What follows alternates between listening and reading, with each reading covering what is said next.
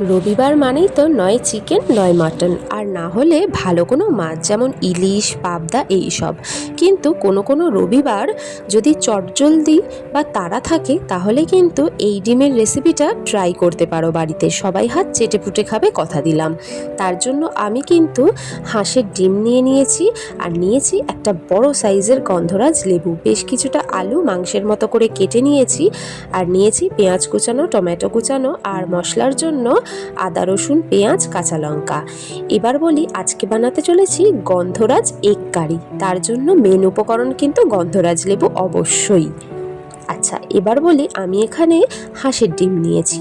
প্রথমে ডিমটাকে সেদ্ধ করে ছাড়িয়ে নিয়েছি খুব ভালো করে, তারপরে নুন হলুদ দিয়ে ভেজে নিলাম। এরপর সেই ডিম ভাজার তেলের মধ্যেই ডুমো ডুমো করে কেটে রাখা আলুগুলো দিয়েও নুন হলুদ দিয়ে খুব ভালো করে লাল লাল করে ভেজে নিলাম।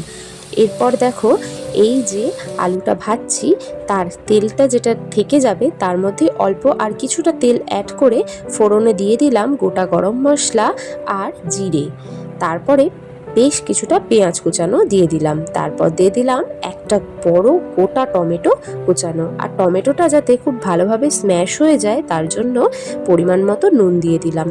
এরপর আর কি একটু নাড়াচাড়া করে যখন টমেটোটা গলে আসবে তখন দিয়ে দিলাম আদা রসুন পেঁয়াজ কাঁচা লঙ্কার পেস্ট। খুব ভালো করে মশলা কষে আসলে দিয়ে দিলাম হলুদ, লঙ্কার গুঁড়ো, কাশ্মীরি রেড চিলি পাউডার, একটু কালারটা ভালো আসার জন্য। তারপরে দুটো কাঁচা লঙ্কা ভেঙে দিয়ে দিলাম।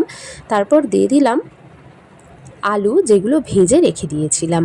তারপরে মশলা একদম ভালোভাবে কিন্তু কষানো হয়ে গেলে পরিমাণ মতো জল দিয়ে দুটো গন্ধরাজ লেবু রাউন্ড শেপে কেটে দিয়ে ঢাকা চাপা দিয়ে দিলাম যতক্ষণ না আলুটা সেদ্ধ হচ্ছে।